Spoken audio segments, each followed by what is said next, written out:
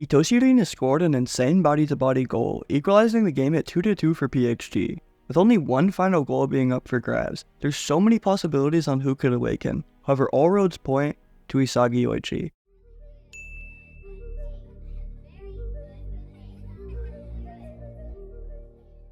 What's going on, everybody? My name is Animasu, and today I'll be taking you all through Blue Lock Chapter 276 leaks and their translations.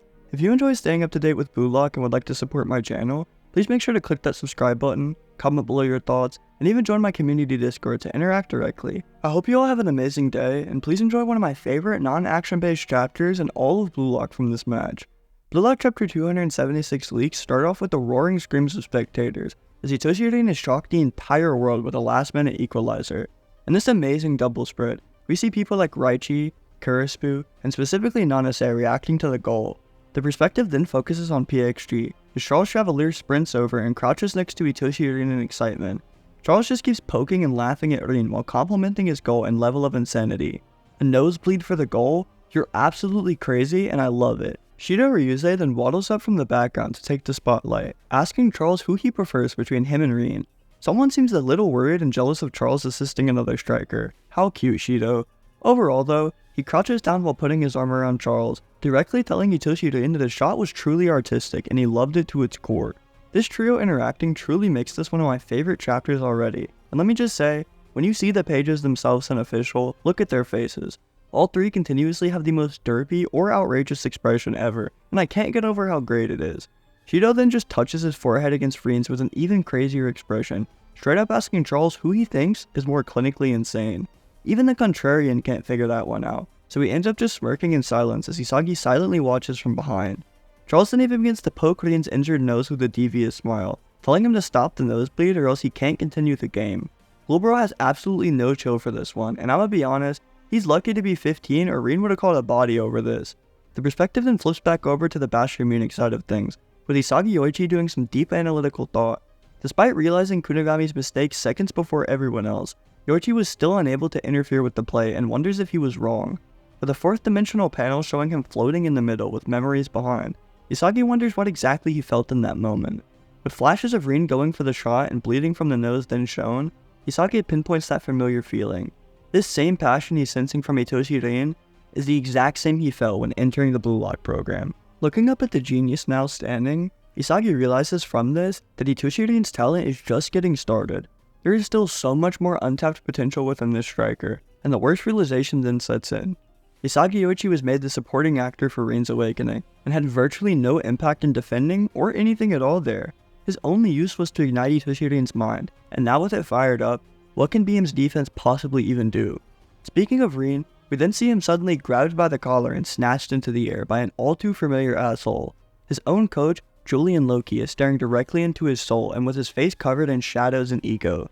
Itoshi Rin, I played against you once during the third selection of Blue Lock if I recall correctly. Rin says that he's correct while asking for his point, and during this, ness, Kurospu, and Isagi are watching along in amazement.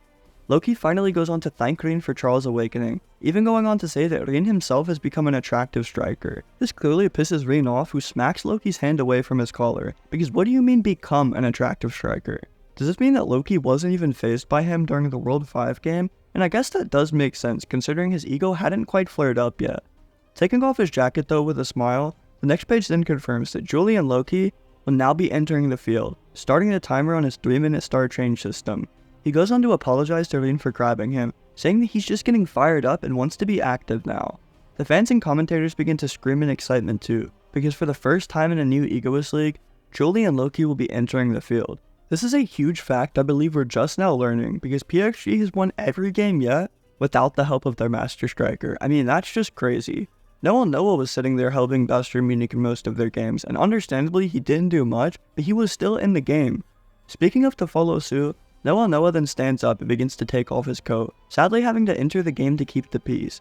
Yukimiya looks excited for a moment, but is ultimately shut down, because here's what's gonna happen. Firstly, Kunigami Rensuke is being subbed out for Noah, which hit me like a freight train, because I mean, imagine your entire arc boiling down to an impact defender, to then be removed during the winning goal. Like, I honestly thought Kunigami had a chance to even score the winning goal, but at this point, My hopes in shambles. Corona is also subbing out alongside him, probably due to the same stamina issues, which does kinda suck for Isagi, but oh well. Our Shark Boy is locked into the top 23, and I swear we'll see the Galaxy Hotline in the U20 arc. We just have to. Also, Noah has frequently been seen to side with Isagi and help him during the plays. However, I believe this time, he'll be mostly containing Julian Loki and his violent speed. Anyways, the player subbing in for Corona is literally the monk himself, Igaguri, with the most shocked expression ever alongside me when reading it. And a plot twist that nobody could have ever seen coming. Cough cough flashback of him before the game. Igaguri will now have his chance to earn a bid. Even Grim, the Bashirmanic NPC, can't believe his eyes and honestly feels disrespected to his core that this guy's playing and not him. Ryusei, Yuri, and even Karasu were confused by this decision. However, Igaguri jumps up and screams out with passion. Noah goes on to tell Igaguri to try his absolute best, because with this being game 4, this is the final chance for him to change his destiny. He even calls him a super substitution, which I find hilarious, because the only thing super he'll do is get someone carded, probably Shidou. With the next page being an amazing double spread of both teams facing off, itoshi remains an edgelord, being the only player with his back turned. Igaguri leaps up in excitement with Shidou sticking his tongue out while making eye contact, making me think the two are interlinked this game. Loki and Noah of course stare down one another, because their matchup, I just can't wait to see. The climax of the final battle is here. The next point will be the last, and finally decide the undefeated victor. With both masters stepping in up to the plate for their team, who will win this heart-racing showdown? Itoshi finally speaks up for himself, calling out to Isagi while pushing back his hair.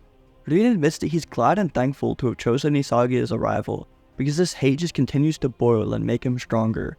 With Isagi just helplessly watching along, Rin says that he will kill him until death, basically insinuating that the rivalry is a cycle of growth and hate that will continue and is naturally occurring. An ecosystem or symbiotic relationship, in a way boosting forward both players.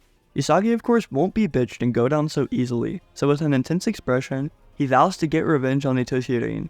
Clenching his fists with key players behind like Shidou, Ness, and Igaguri, Isagi yoichi promises to score the winning goal and reign supreme over the new Egoist League.